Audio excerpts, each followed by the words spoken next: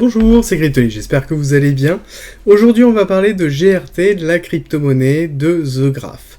Alors, avant de commencer, la vidéo va se découper en deux parties. Une partie fondamentale où on va revenir sur l'actualité et en même temps le fonctionnement de The Graph, qu'est-ce que The Graph, et ensuite la partie technique où on va analyser les graphiques avec notamment un état des prix. Avant de commencer, si tu veux me soutenir, like et partage cette vidéo. Et si tu n'es pas encore abonné, justement, c'est le moment, n'hésite pas, tu vois, il y a plein de contenu avec une quotidienne, des updates et des analyses de projets crypto et des projets Web3. Donc n'hésite pas, abonne-toi.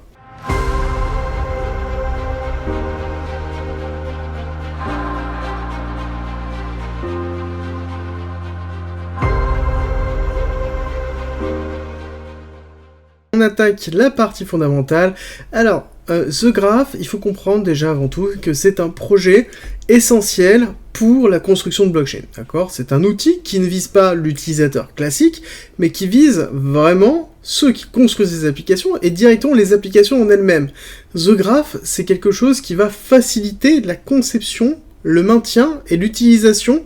que vont avoir les développeurs de leur blockchain ou de la blockchain dans laquelle ils construisent l'application. Et ça, c'est vraiment important de comprendre ça, c'est que ce n'est pas quelque chose qui a pour vocation d'être utilisé par un utilisateur final, et ce n'est pas quelque chose qui a pour vocation d'avoir une appréciation pour l'utilisateur final de la qualité de ce qu'est The Graph. C'est vraiment essentiel de comprendre ça. Alors, concrètement, ça sert à quoi ? The Graph,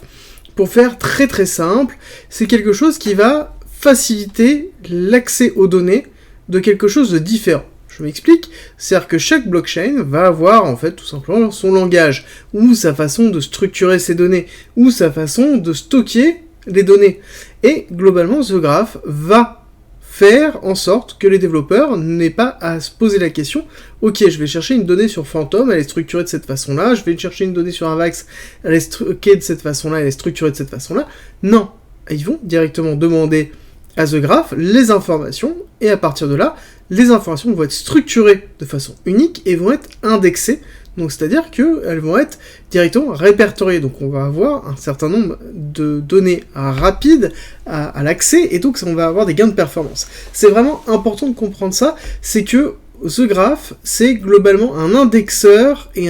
quelque chose qui structure les données pour les développeurs. C'est quelque chose qui a pour but vraiment de faciliter la vie des développeurs et elle est mise à disposition à travers une API, donc à travers tout simplement quelque chose qui est très facile d'utilisation. Maintenant les API c'est quelque chose qu'on a absolument partout, tout développeur, peu importe le corps dans lequel il appartient, que ce soit développeur web ou non, web 3, web 2, que ce soit même des développeurs d'applications de bureau, connaissent la gestion des API, parce que c'est devenu une norme, et c'est devenu quelque chose qui est partout pareil. Et justement, le fait de pouvoir mettre en place un indexeur spécialisé dans la structuration, et qui met à disposition toutes les informations à travers une API, ça facilite grandement la montée en compétence des développeurs, et surtout un gain de temps colossal, surtout qu'ils font une indexation, donc c'est-à-dire qu'il n'y a pas à se poser la question derrière, s'il y a un changement, s'il y a une donnée nouvelle, elle va être directement à disposition et de façon structurée. L'autre élément à prendre en compte, c'est qu'il y a la notion de subgraph. Les subgraphes sont justement des indexeurs particuliers propres à l'utilisation que le développeur le souhaite. Et ça aussi, c'est vraiment important. C'est-à-dire que généralement, quand on a tendance à vouloir avoir accès à un certain nombre d'informations, à une certaine volumétrie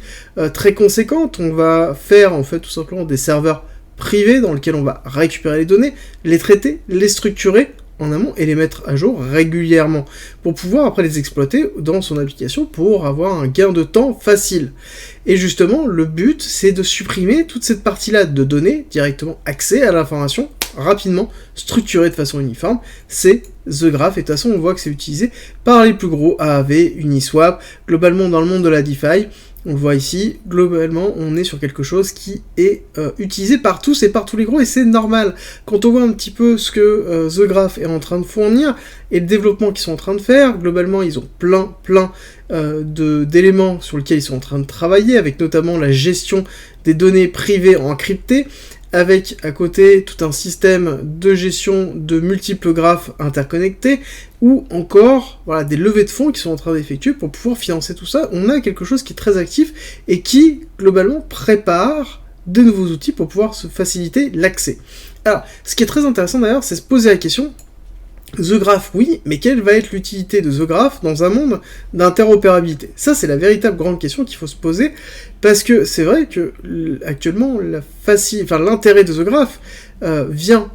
énormément du fait qu'on a des éléments qui sont construits différemment, qui sont différents les uns des autres, et sur lequel on a une pluralité de données. Alors, est-ce qu'ils vont se mettre en place à travers une interopérabilité sur une forme d'indexeur et donc de mise à disposition facile de la donnée? On sait qu'il y a d'autres protocoles qui sont en train de travailler sur des solutions internes. Est-ce que c'est quelque chose qui va avoir une vocation à persister, ou est-ce que c'est quelque chose qui va être directement cannibalisé par autre chose? Ça, c'est vraiment important de le garder en tête, sur notamment du très très long terme. Alors quand on dit du très très long terme en crypto, c'est-à-dire fin du prochain bull run, mais pour moi j'ai tendance à considérer que dans l'état actuel de la construction du monde et de l'écosystème de la blockchain, ce graphe a toute sa place et continuera à avoir sa place par la suite. Alors au niveau de la tokenomics, important à retenir, nous avons une circulating, alors maintenant qui est beaucoup plus élevée, ce que j'ai pas mis à jour, c'est pas bien, c'est ma faute, mais on est sur une max supply qui, somme toute, est un petit peu au-dessus de 10 milliards, et on est sur quelque chose qui continue à croître, la circulating continue à pousser au fur et à mesure, mais on va bientôt arriver sur un max supply, donc quelque chose qui va être, somme toute, assez fort, et il faut bien prendre en considération, encore une fois, je vous le rappelle, que c'est un projet qui a pour vocation les développeurs, et non pas les utilisateurs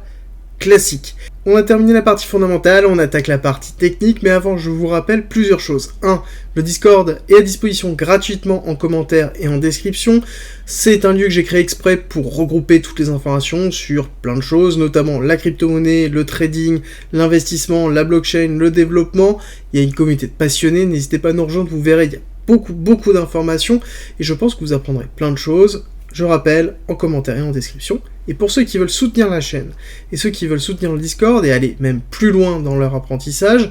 on a mis en place une partie premium, avec beaucoup de contenu, plus de 100 vidéos et 300 guides, structurés autour d'une formation et d'un parcours pédagogique, des stratégies de trading, des stratégies d'investissement, des lives hebdomadaires, des briefs quotidiens que j'effectue sur le marché pour vous donner toutes les informations, globalement, tout pour progresser, et en même temps, tout pour nous soutenir, et je vous mets en haut à droite, une petite vidéo explicative si ça vous intéresse, si vous êtes curieux. Alors, on attaque la partie technique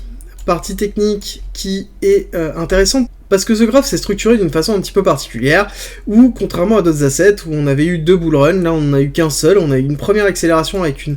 circulating supply qui était assez faible, d'accord, avec quand même quelque chose qui était faiblard, on était en plein 2021, début 2021, explosion de la DeFi, explosion des personnes qui veulent construire des applications sur des blockchains, et donc derrière une utilisation forte du GRT, une utilisation très très forte de The Graph, et donc forcément on va avoir une valorisation de The Graph avec une circulating supply qui était assez faible, donc une valorisation qui va être très forte, chose qu'on retrouve ici. Et depuis, nous avons notamment une augmentation de la circulating supply, une augmentation de son utilisation, mais donc on se retrouve dans un cycle qui est majoritairement baissier avec une structuration d'accumulation en plusieurs temps qu'on va regarder tout de suite. Alors déjà, avant tout, où est-ce qu'on se trouve sur la totalité du mouvement? On se retrouve très bas, très bas, on a cassé les 786, on a cassé les 886, on est globalement très dans une zone d'accumulation, et c'est une zone très intéressante pour pouvoir accumuler du GRT si on est intéressé par le projet. Attention encore une fois, je vous rappelle le fondamental que je vous ai précisé, accumuler c'est bien, croire au projet c'est encore autre chose, il faut vraiment comprendre ce dans quoi on s'engage. Ensuite, nous avons techniquement, une fois que nous avons terminé cette accélération haussière, nous avons mis en place notamment une distribution qui s'est effectuée en lower time frame ici, qui a donné notamment la cassure baissière, mais on a laissé surtout un buying climax, d'accord? Quelque chose qui est l'arrêt de la tendance haussière. Ensuite, nous avons un BCAR ST, donc l'arrêt de la tendance haussière, le retracement, le second test, et ensuite nous avons une cassure baissière sur lequel, d'ailleurs nous avons, j'ai mal noté, le sign of weakness, quelque chose qui est donc noté, la partie basse, l'arrêt baissier, justement le sentiment baissier très fort, donc ce que l'on attend ici serait une accélération haussière, pour faire un UT, donc un uptrust, et donc valider cette distribution, voire possiblement après faire un UTAD, mais ça c'est encore très loin. L'autre schématique que l'on pourrait avoir serait un BC, un AR que l'on pourrait retrouver, d'accord, d'accord? Et donc derrière, un ST qui prend la liquidité du BC pour faire une réaccumulation, et donc quelque chose qui aurait pour vocation à être beaucoup plus bullish. Par contre, pour être beaucoup plus bullish, ça sous-entend aussi que fondamentalement, on a quelque chose qui est très très important à retenir. Alors, clairement, où est-ce que l'on en est? On a fait une cassure baissière dans laquelle on a eu un premier arrêt de la tendance baissière avec le SC qui s'est arrêté ici. Le Selling Climax sur lequel après on a une accélération de retracement, un AR, et ensuite on teste. On va retester, deuxième AR, on reteste, troisième AR, on casse baissier en faisant notamment un STB, et nous sommes actuellement dans le STB. Le STB n'est pas terminé.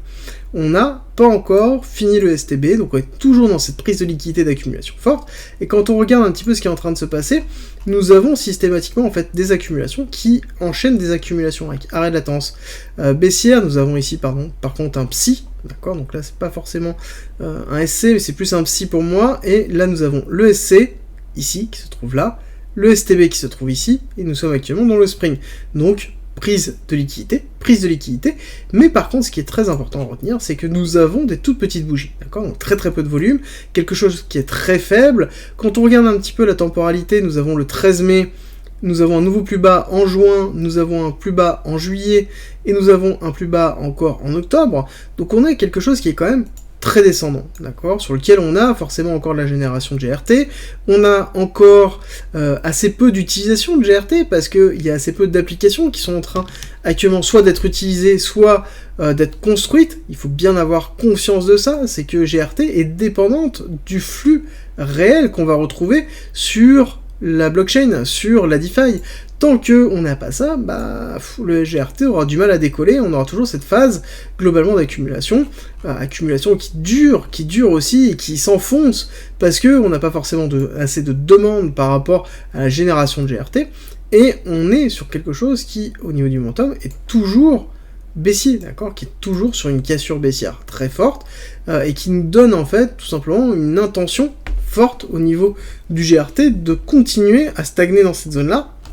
avec possiblement aller retravailler des zones plus basses. Des zones plus basses, on a un niveau qui est le 1,382 et qui serait à 0,04. Donc encore beaucoup plus bas, on diviserait encore le cours par 2 pour une continuité baissière, qui est la représentation d'ailleurs, quand on regarde de cette impulsion baissière ici, donc l'AR et le ST que je vous ai donné, si on part du fait que c'est un saut ici, que c'est un grand BC et un grand AR, d'accord? Donc c'est un peu cette idée-là sur laquelle on a quand même une target qui est assez basse, où on se dit que, ok, on peut aller chercher encore beaucoup plus bas, et qui est vraiment le bas pour moi de ma spot zone. Après, GRT,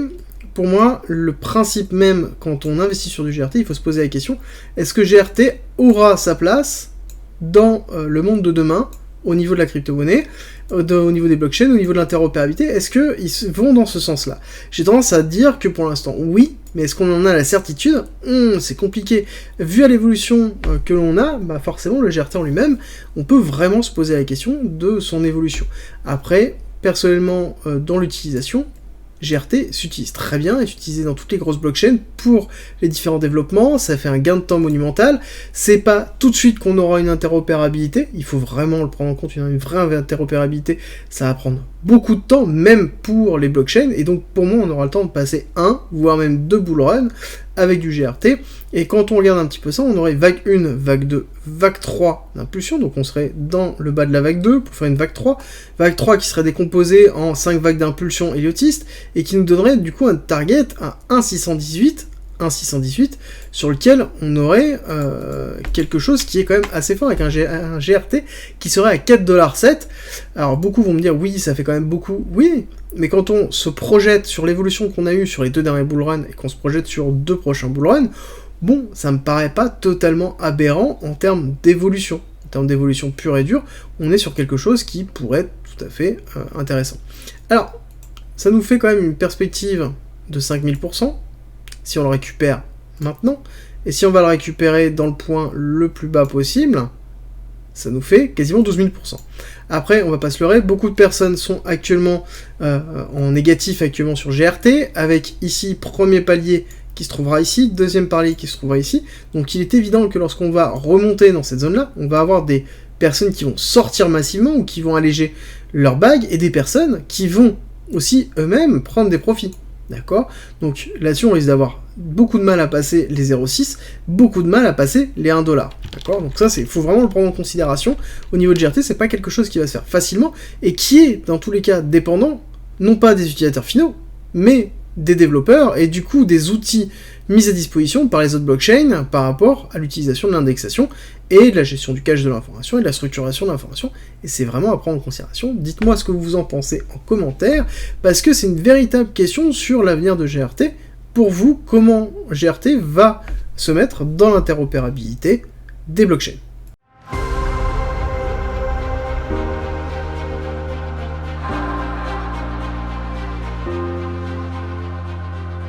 Si tu aimes mon contenu, n'hésite pas, partage, like, ça m'aide énormément, et rejoins-nous sur Discord.